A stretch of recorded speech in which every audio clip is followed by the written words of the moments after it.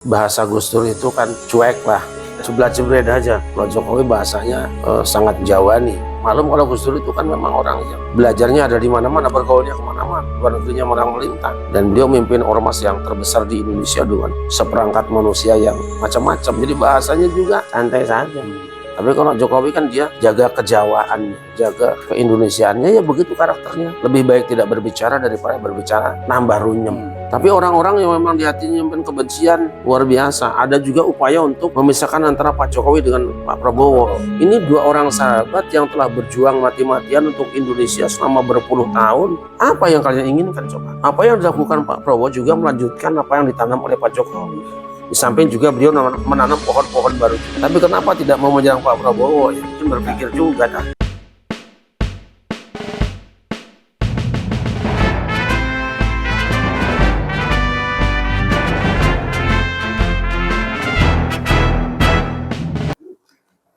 Assalamualaikum warahmatullahi wabarakatuh. Waalaikumsalam warahmatullahi wabarakatuh. Pemirsa Pasda Suka TV dimanapun Anda berada. Alhamdulillah malam hari ini saya sedang bersama Kiai Syarif Rahmat dan juga Ustadz Amir. Kita akan bincang-bincang tentang isu-isu nasional yang sedang berkembang saat ini. Assalamualaikum Pak Kiai. Assalamualaikum warahmatullahi wabarakatuh. Sehat Pak Kiai? Alhamdulillah sehat, walaupun agak serak-serak ya. Iya Pak Kiai. Apa Pak Kiai? Karena banyak isu nasional yang harus kita angkat dan ditanggapi oleh panjenengan. Kira-kira apa yang pertama perlu ditanggapi? Iya, sebenarnya terserah yang nanya ya. Tapi menurut saya yang paling pokok sekarang itu adalah tentang masih saja adanya saudara-saudara kita yang menyampaikan kritik terhadap pemerintah, pemerintahan Prabowo Gibran. Bahkan masih juga ada tersisa kritikan terhadap mantan presiden kita, Pak Jokowi serta keluarga, yang kadang-kadang menurut saya gitu ada yang kurang elok ditampilkan sebagai warga negara Indonesia yang baik gitu. Saya kira itu. Jadi terkait dengan Pak Presiden Jokowi, beliau yang sudah berjuang sekian lama dan sudah luar biasa perjuangannya, masih saya dikritik, Bi. Ini apa yang terjadi dengan masyarakat kita, Bi? Iya, pertama kita ingin bahwa jangan selalu pikiran kita itu pikiran politik dan kekuasaan. Tapi juga sekali-kali kita punya pikiran dalam kerangka persaudaraan dan kekeluargaan sebagai anak-anak bangsa. Ada juga orang yang barangkali perlu menampilkan masalah-masalah itu karena dianggap mudah memancing orang untuk menonton, tertarik. Ya ini hubungannya dengan subscribe saya kira ya. Isu seksi. Tanpa memikirkan dampaknya bagi kehidupan kita dalam berbangsa dan bernegara. Tentang Pak Jokowi misalnya. Kan beliau sudah menuntaskan tugasnya selama 10 tahun. Pensiun lah ya. Sudah pensiun lah istilahnya. Sebenarnya sejak beliau mencalonkan diri menjadi presiden, itu kan serangan, hujatan, bahkan fitnahan itu sudah bertubi-tubi. Gagal satu, coba dia angkat isu berikutnya. Gagal satu, coba angkat isu berikutnya. Saya kira orang-orang yang punya nurani seharusnya sudah berhenti, tidak melanjutkan cara-cara seperti itu. Toh beliau sudah selesai. Dan selama ini sikap mereka disikapi oleh Jokowi dengan legowo, tidak memberikan reaksi yang berlebihan, tidak juga melakukan tuntutan hukum. Justru yang saya khawatirkan sekarang apabila ini terus berlangsung, akan ada gerakan kontra. Artinya orang-orang yang merasa tersinggung dengan teman-teman kita yang mengkritik secara vulgar itu, Karena bagaimanapun juga Jokowi itu kan mendapat dukungan suara terbanyak. Apa dianggap mereka yang dukung Jokowi itu sedikit? Kan mayoritas. Mayoritas sangat Nah, banyak. kalau mayoritas ini kemudian tersinggung, lalu melakukan reaksi balik, saya tidak tahu apa yang akan terjadi terhadap saudara-saudara kita yang kebablasan di dalam memberikan kritik. Nah, andai kata benar Pak Jokowi atau Pak Prabowo hari ini di dalam pemerintahannya ada melakukan hal-hal yang dianggap tidak baik, kan ada penjelasan Nabi yang itu berlaku bagi setiap orang beriman. Man ra'a minkum munkaran falyughayyirhu biyadihi. Siapa saja di antara kamu yang menyaksikan, melihat ada perbuatan yang mungkar, melanggar konstitusi, maka orang itu punya kewajiban untuk mengubah. Ya. Taghyir.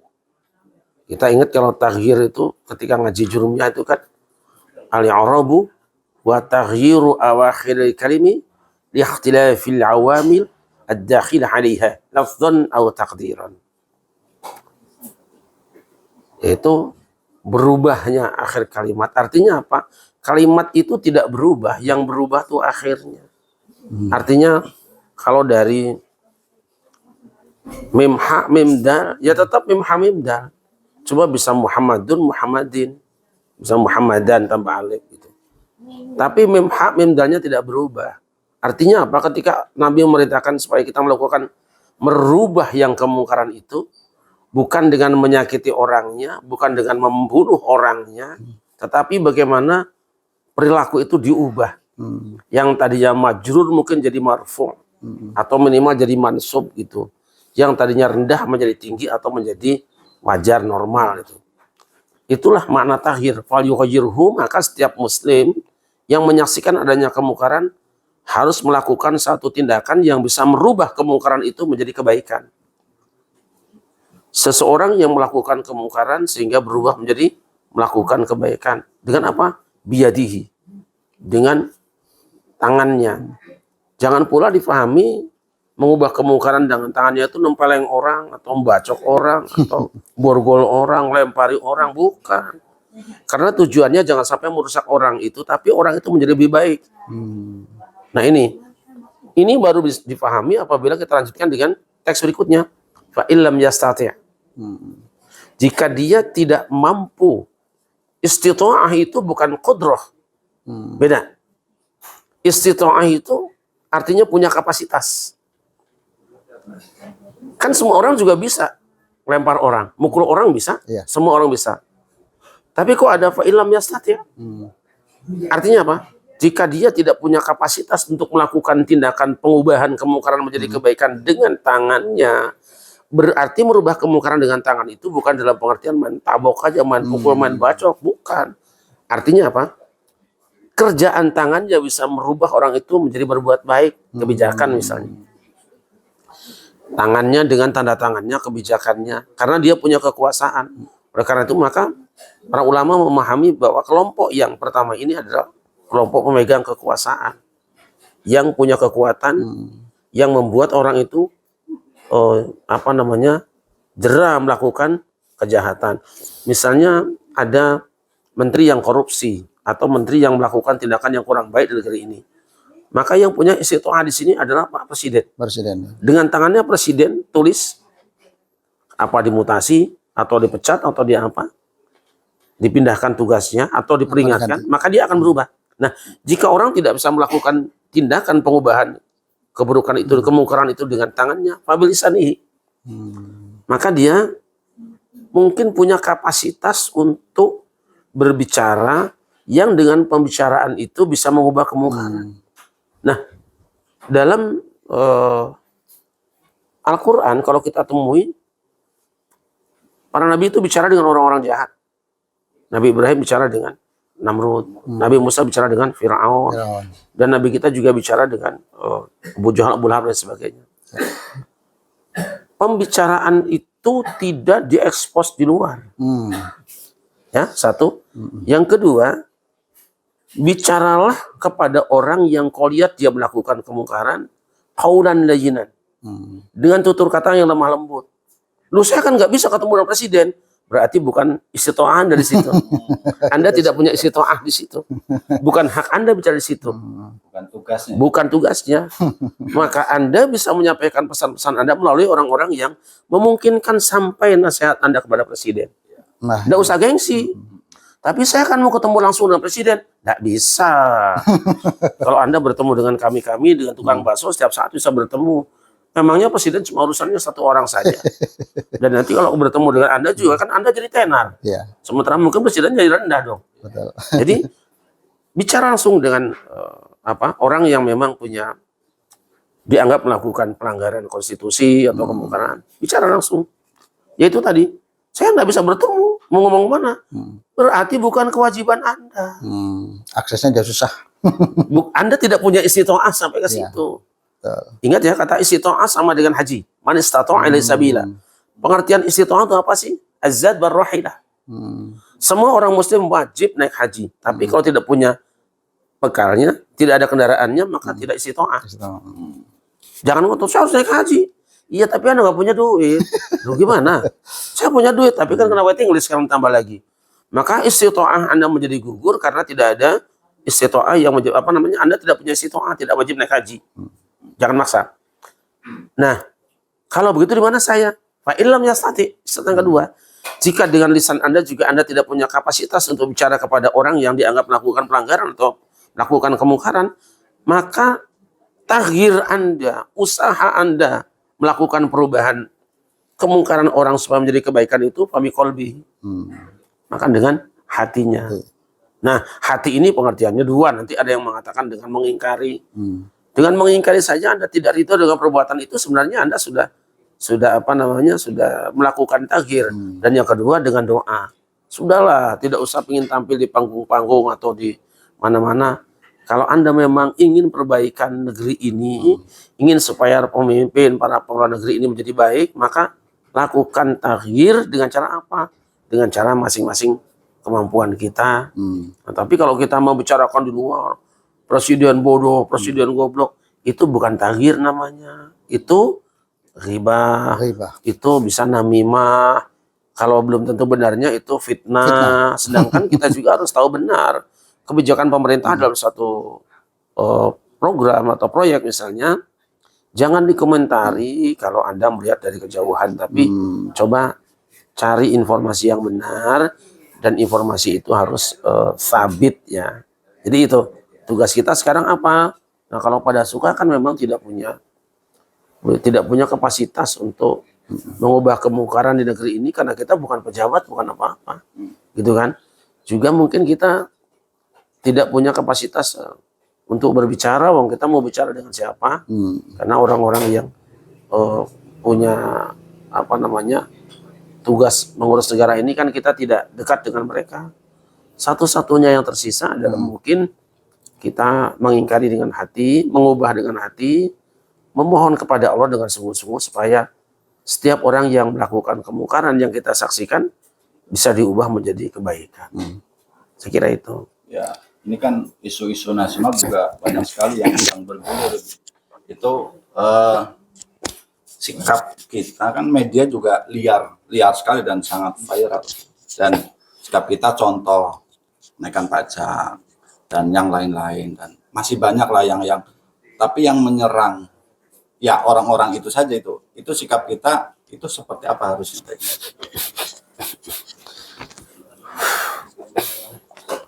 Wal takum minkum ummatu yad'una ilal khair. Harus ada sekelompok manusia yang menyerukan masyarakat kepada hal yang baik. Kita tidak mengingkari bahwa mungkin di sana sini ada kekurangan pejabat pemerintah. Ya. Tetapi kita juga tidak boleh menutup mata dari prestasi mereka semuanya. Nah, kita tidak boleh mengganggu orang yang sedang bekerja untuk orang banyak. Sikap kita adalah mendoakanlah. Nah, sebagai warga negara yang baik, kita harus mengetahui apa tujuan pemerintah diadakan, yaitu untuk mesejahterakan rakyatnya. Maka yang wajib dilakukan rakyatnya adalah bagaimana kita melakukan hal-hal yang memberikan support atau paling tidak memberikan dorongan supaya pemerintah bisa melakukan tugasnya dengan baik. Itu kan sedekah kita. Walaupun hanya mendoakan kita atau menciptakan kondisi yang aman di negeri ini, itu membuat negara itu lebih mudah melakukan tugas-tugasnya. Jangan diganggu, jangan mengganggu. Sebab kalau tugas pemerintah itu kemudian gagal, berarti gagal mengelola negerinya, gagal mengurus semua rakyatnya. Kita termasuk orang yang menyumbangkan kegagalan itu di situ. Kita turut berdosa. Nah, itu saya kira sekuat tenaga, semampu kita, sebisa kita, mari kita sumbangkan apa yang kita punyai untuk berhasilnya sebuah kepemimpinan negeri ini, agar supaya kesejahteraan bisa dinikmati oleh anak-anak bangsa. Baik, banyak ilmu yang kita dapatkan dari Habib Syarif. Ini ada juga orang-orang atau kelompok tertentu yang sengaja membentur-benturkan antara presiden terpilih yaitu Pak Prabowo dengan mantan presiden Pak Jokowi.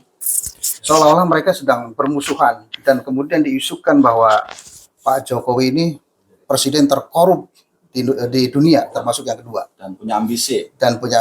Ini cara menyikapinya gimana? Informasi yang tidak valid seperti ini, Pak. Iya, saya sendiri sebenarnya tidak mau masuk di pembicaraan itu, karena yang harus menjawab ini kan apa sih itu namanya? Jubir. Bukan yang menyebutkan bahwa Pak Jokowi itu Korup. presiden terkorup, itu organisasi apa itu? OSRP. Tapi itu sudah diklarifikasi. Nah, OSRP udah menghapus itu Beritanya.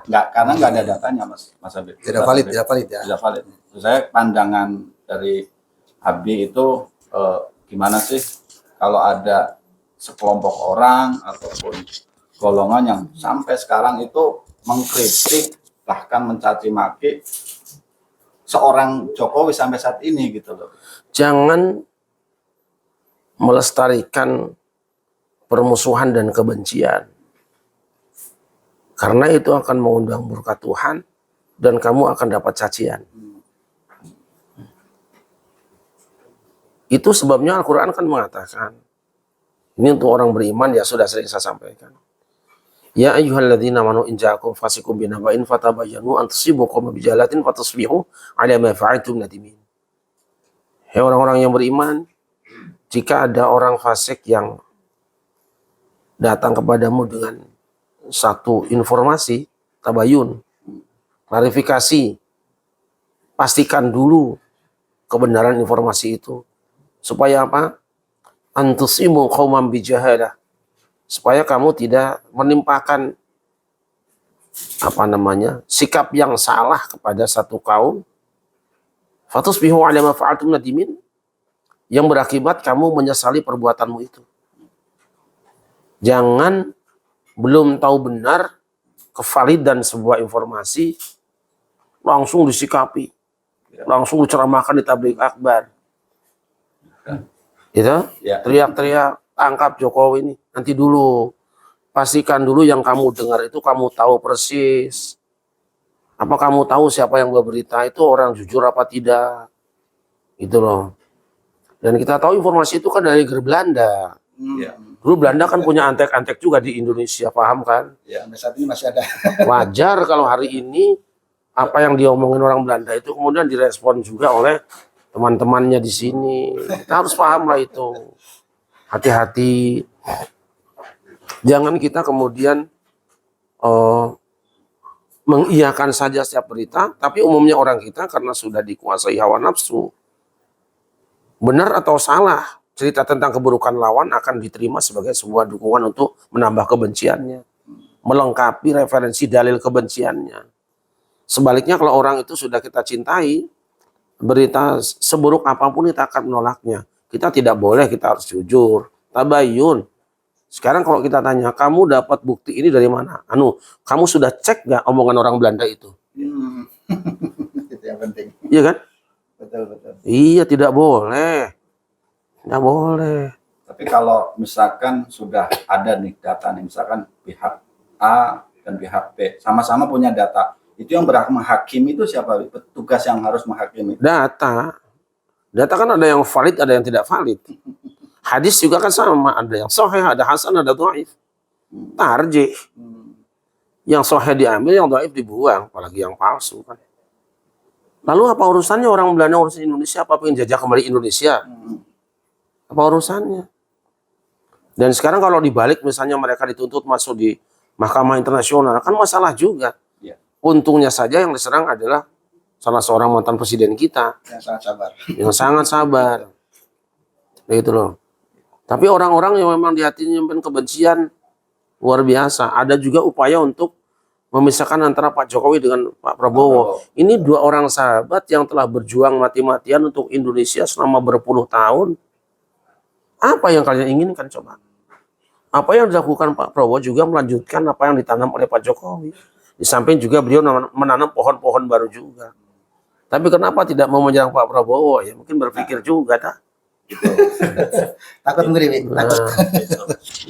Dan yang menyerang orang Jokowi ya orang-orang itu saja. Ya itu saja pekerjaan tukang sihir, yufarriquna bihi bainal mar'i wa zauji. Di antara kerjaan tukang sihir itu kan apa sih? Membelah antara seseorang dengan pasangannya. Zauji bukan zaujatihi, ingat ya. Digunakan kata wa zauji itu dimungkinkan apa? Dimungkinkan bahwa ada orang yang sebetulnya sudah berpasangan dalam hidupnya, dalam programnya. Sudah harmonis ya? Memecah belah. Kerjaan tukang sihir. Jadi kalau tidak salah mungkin bisa koreksi. Jadi kalau Gus Dur dulu dicaci maki, sejarah yang akan membuktikan. Dan jawabannya Jokowi, waktu yang akan membuktikan. Itu ada perbedaan atau bagaimana? Sama saja. Cuman kan bahasa Gus Dur itu kan cuek lah, jebret aja.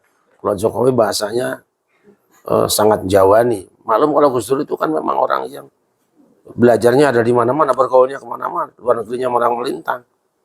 Dan beliau memimpin ormas yang terbesar di Indonesia dengan seperangkat manusia yang macam-macam. Jadi bahasanya juga santai saja. Tapi kalau Jokowi kan dia jaga kejawaannya, jaga keindonesiaannya, ya begitu karakternya. Lebih baik tidak berbicara daripada berbicara nambah runyem. Tapi hampir sama ya yang dikatakan. Hampir sama. Waktu yang membuktikan dan sejarah yang akan membuktikan. Iya. Saja. Jokowi menjawab itu. Di fitnah, dicaci ya waktu yang akan membuktikan. Baik, ini kan sementara ini banyak kelompok-kelompok tertentu yang kerjanya mencaci presiden, mantan presiden. Itu secara politik target kedepannya apa, Bi? Selain mereka ingin memecah belah antara Pak Jokowi dengan Pak Prabowo, ini kira-kira apa, Bi? Ya kalau binatang ternak itu kan makanannya daging. Kita mungkin sulit untuk mengubah ngempani dia pakai pur. Ya kan?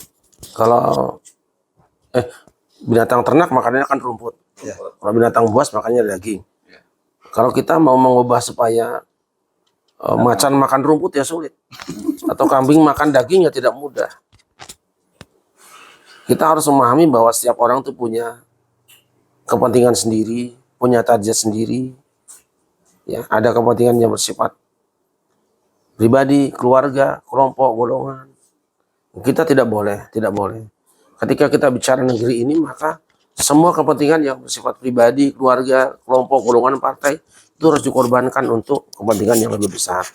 Nah, tapi dalam sikap kita seperti itu nanti akan ada penilaian yang juga salah. Misalnya ketika seseorang calon presiden dicalonkan oleh sebuah partai. Ketika dia jadi presiden, dia bukan petugas partai lagi. Maka dia wajib melayani semua orang warga negaranya dari partai apapun, termasuk lawan politiknya. Nah, orang-orang yang tidak rela akan mengatakan dia mengkhianati partainya. Lu tidak mengkhianati. Dia tidak boleh mengkhianati bangsanya, tapi partai itu harus rela mempersembahkan orang itu. Kota terbaiknya. Iya, sudah dipersembahkan. Jangan pula dipegangin. Biarkan dia berkeliling Nusantara, jangan hanya muter-muter di kandang misalnya kan atau di kebun. Jangan. Kita harus mempersembahkan dia. Maka saya bilang ketika ada orang yang mengatakan, mohon maaf ya, Pak Jokowi itu tidak tahu diri, dia tidak berterima kasih kepada partainya. Yang dimaksud terima kasih itu apa? Seharusnya partai itu bangga punya kader yang bisa laku dijual kepada seluruh anak bangsa. Anak bangsa, betul. Bisa menggembirakan semua orang. Sebab nanti apa?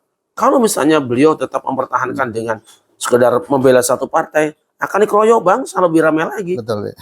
Nah, tetapi memang ada orang-orang yang selalu mencari peluang bagaimana menjatuhkan orang. Ketika dia condong ke partai diserang, ketika dia bela negara juga diserang, dianggap tidak terima kasih dengan partai. Memang maunya dia itu bukan ketenangan sih. Nah, tapi kita harus memahami bahwa ya memang dengan itu dia cari makannya lah, gitu aja kasarnya. Terus gimana Ini lagi? cari makan. Jadi kalau ada orang yang tiap hari mencaci maki, lah memang itu kita akan mengubah burung apa kutilang supaya mangkung nggak bisa, perkutut berkicau nggak bisa, memang itu bisanya. Berarti genetika Belanda sudah mendarah daging gitu ya, kesimpulannya. Ya artinya kan 350 tahun di sini bukan tanpa ahli waris dong. Nah, supaya kita nggak keracunan gitu loh. Itu Kembali kepada jati diri bangsa. Para pendiri bangsa ini sudah bersusah payah merumuskan apa yang seharusnya dijadikan pegangan anak-anak bangsa. Dulu kan kita punya uang Banten, uang Sunda, uang Jawa, uang Kalimantan. Kemudian disatukan alat transaksi jual beli dengan rupiah. Itu kan sebetulnya sarana untuk memastikan bahwa kita bisa bertransaksi dalam kehidupan sehari-hari dengan nilai tukar yang sama, sehingga dari manapun kita, dari Aceh sampai ke Papua kita duitnya sama.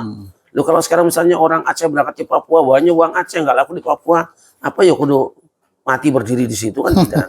Nah, para pendiri bangsa kita sudah merumuskan dari sekian lama, kita harus punya titik temu di antara keragaman etnis, keragaman suku, keragaman agama, bahasa. Pancasila lah. Pancasila. Itulah alat transaksi kita untuk berkomunikasi dengan sesama anak-anak bangsa.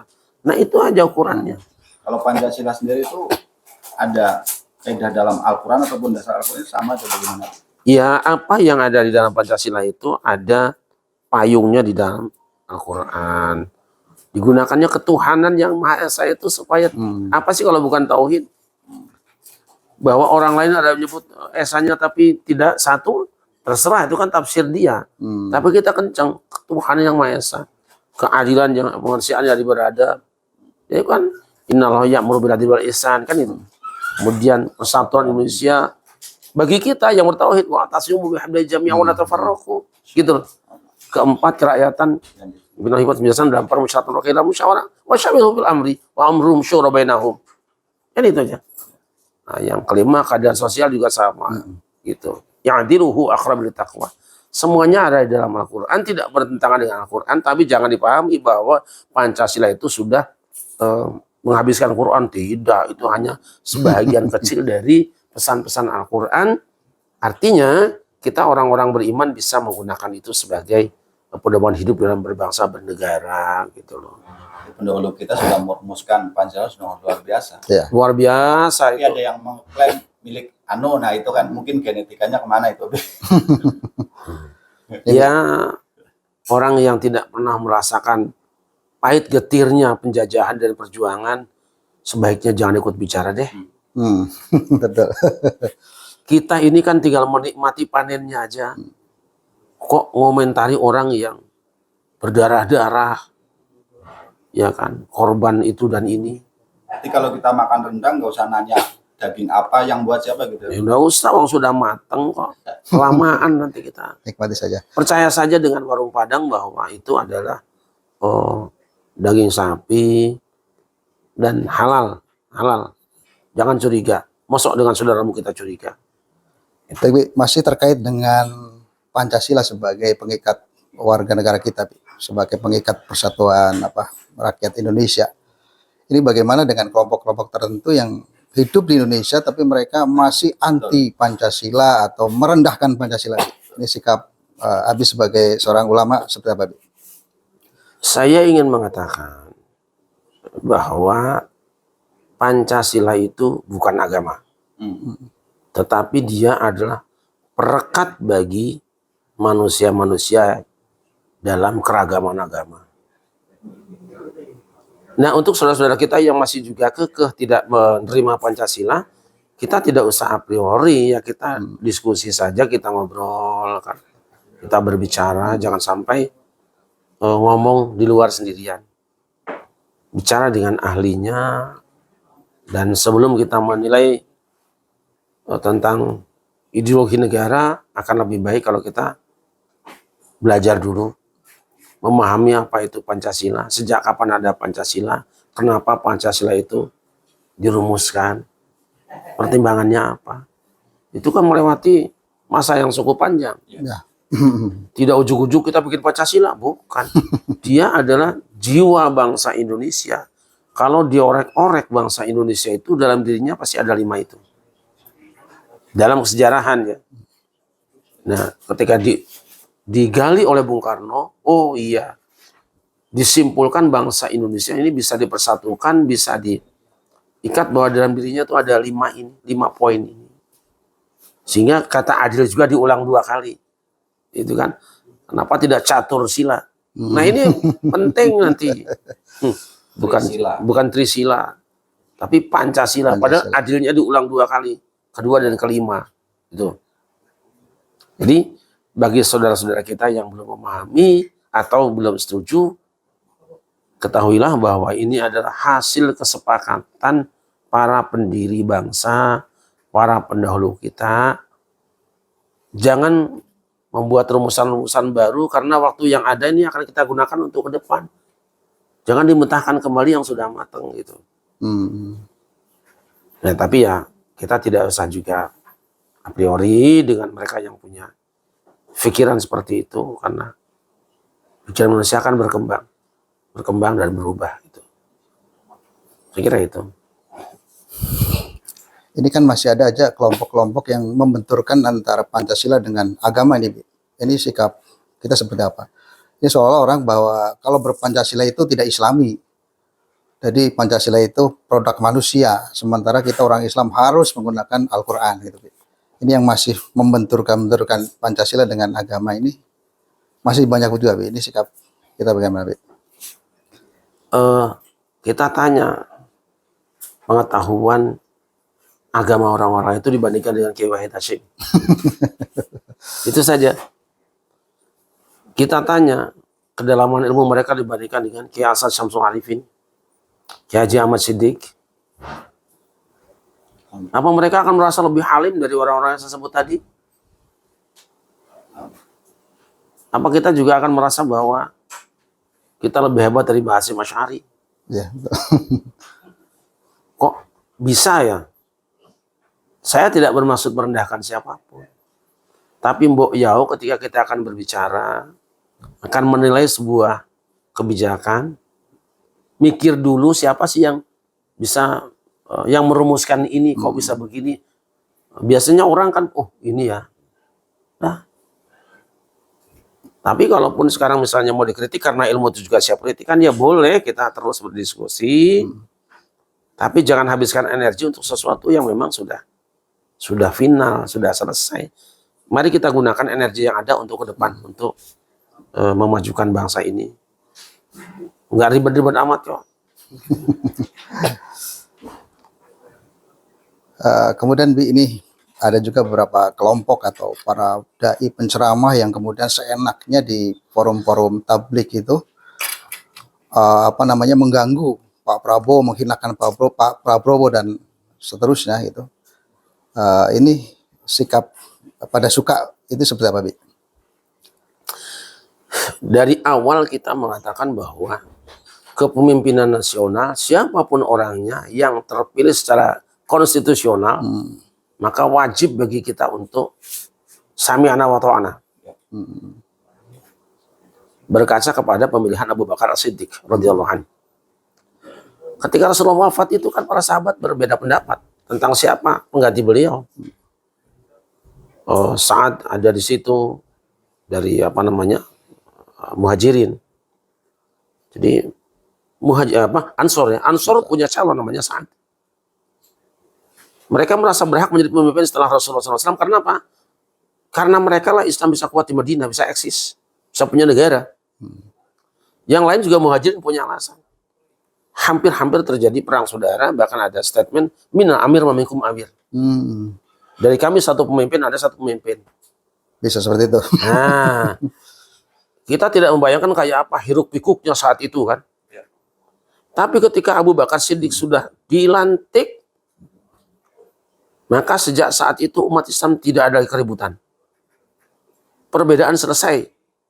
Benar ada yang tertunda selama 6 bulan Ali bin Abi Thalib karena merasa tidak diajak untuk bermusyawarah karena waktu itu Bani Hashim sedang sibuk ngurus jenazah Rasulullah. Jenazah Rasulullah itu kan beliau wafat hari Senin, dikuburkan hari Rabu. Jangan dianggap bahwa umat Islam itu mengabaikan syariat. Asyrafu bil jenazah, bukan. Justru waktu itu mereka berselisih pendapat tentang siapa yang memimpin penyelenggaraan jenazah. Nah itu harus memimpin umat Islam. Sampai 3 hari ya, Bu, ya, dari Senin ke Rabu ya. Nah setelah Abu Bakar dilantik selesai. Begitu juga yang lain-lainnya. Apa namanya, ketegangan ada, biasa aja namanya juga peradaban kekuasaan kan. Biasa ada beberapa kandidat yang harus dipilih. Tapi semuanya ketika sudah selesai dilantik ya samina wa ta'ana. Dan itu dicontohkan oleh NU. Di Jombang saya contohkan. Di Jombang itu NU kan panas betul. Dualisme ya. Dualisme. Ya, artinya 2 calon lah gitu kan. Artinya 3 macam sama panas. Biasa aja. Tapi ketika selesai Kang Said dipilih ya sudah samina wa ta'ana. Bukan kericuhan, keramaian saat pencalonan, saat pemilihan, clear dengan pelantikannya, selesai. Sama juga di Lampung kan. Di Lampung juga NU juga ramai. Ramai betul.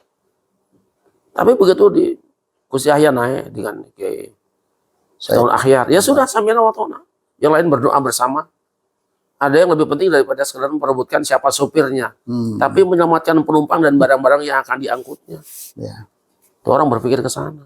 Dan yang jadi masalah sekarang itu justru yang nyerang bukan Prabowo, tapi mantan presiden sebelum Prabowo itu Pak Jokowi itu nyerangnya sampai titik ini tuh habis-habisan, bahkan sampai keluarganya, istrinya Jokowi itu pasti diserang. Itu apakah ada gambaran sebelum kisah-kisah seperti ini atau ada atau bagaimana? Ya memang selalu ada orang-orang yang tidak puas dengan apa yang sudah ditetapkan oleh mayoritas. Ya. Saya tidak akan sebut-sebut di kalangan Islam lah, atau jadi menimbulkan masalah. Biasa saja itu. Apa dikira bahwa di ormas-ormas itu juga puas semuanya? Tidak. Tetapi kelompok yang tidak puas tidak mengganggu kepemimpinan yang ada. Gitu loh. Nah, saya melihat bahwa ada di antara saudara kita yang sebenarnya ingin meruntuhkan kepemimpinan sekarang secara utuh. Tapi untuk membongkar rumah di atasnya tidak mungkin. Maka yang dilakukan adalah mengeruk tanah samping-sampingnya. Itu kan biasa seperti itu. Rumah di atas tinggi, tanahnya mau dibeli tidak boleh, tidak mungkin robohkan, maka keruk yang sampingnya. Keruk yang sampingnya lama-lama rumahnya kan miring. Nah langsung ke rumah nggak akan berani karena di situ ada penembak jitu. Mantan Kopassus Jenderal. Jadi samping rumahnya yang dikeruk gitu ya. Iya, tapi itu kan cukup mengganggu kenyamanan yang punya rumah. Saya ingatkan kita semua, sesabar-sabarnya manusia. Sesabar-sabarnya manusia. Kalau kamu tidak berpikir matang, meleset dugaanmu nanti. Perhitunganmu tidak selamanya akurat. Boleh saja kemarin sekian tahun kamu seenaknya berbicara dan selamat. Belum tentu hari ini. Karena orang paham kok. Bukan menteri yang disasar. Bukan ini yang disasar. Ada target besar. Grand design. Ya berhentilah. Nanti kalau sampai rakyat ini sadar semua, Anda selain juga kita, selain berhadapan dengan sesama kita juga akan berhadapan dengan kekuatan yang konstitusional yang punya hak untuk menghancurkan setiap gangguan negara. Ini mungkin bahasa saya ekstrim ini. Ekstrim. Jangan mengganggu orang yang sedang bekerja. Hah? Ayam lagi angrem diganggu. Jangan coba-coba. Jadi mari kita sama-sama semualah, kan sudah cukup barangkali selama ini apa yang kita nikmati dari caci maki kita, dari ya kegagahan kita, Yang belum tentu kalau dipanggil juga kita masih gagah, tidak tahu kita. Ya kan ada orang-orang yang kalau di panggung gagah, kalau di seminar gagah, di medsos gagah, dipanggil mah minta tolong juga lah. Mari kita sadar sebagai keluarga ya, sebagai keluarga. Jangan melihat pemimpin kita sebagai orang lain yang sedang menyerang kita. Jangan melihat pemerintah itu sebagai orang-orang lain lah yang sedang mengganggu rumah kita. Dia sedang menyelesaikan sebuah bangunan besar di mana kita salah seorang penghuninya juga. Itu aja. Boro-boro mah kita urunan beli semennya, beli pasirnya, Malah mengganggu. malah merobohkan. nyegat tukang cat di jalan. Mobil truknya dicegat di jalan. Gitu. Bata yang baru dipasang sudah dipukul-pukul. Pondasinya digali-gali, baru salah. Gitu aja. Kemudian Bi, harapan Abi ke Pak Prabowo bagi para pengganggu yang memang tidak henti-henti. Saya kira sampai Pak Prabowo selesai berprestasi pun tetap mengganggu. Kira-kira harapan Abi untuk Pak Prabowo seperti apa sih? Kan ada peribahasa anjing menggonggong, kafilah berlalu. Gitu aja. Tapi enggak, anjing menggonggong, emang bisanya menggonggong. Mau diapain? Masa suruh ngeong-ngeong? Enggak mungkin. Atau diem loh. Makin dibilang diem, makin kenceng. Makanya biarin aja, lewatin aja. Kita lewat. Tapi kalau masih ada tulang dikit-dikit ya bisa dilemparkan. Lalu batu-bata. Pinter-pinter lah kita memperlakukan gangguan itu dengan bijaksana. Beri senyuman lah. Gitu. Santai saja. Saya kira beliau sudah cukup pengalaman lah. Cukup pengalaman. Dan sudah diuji kesabarannya sekian tahun. Toh.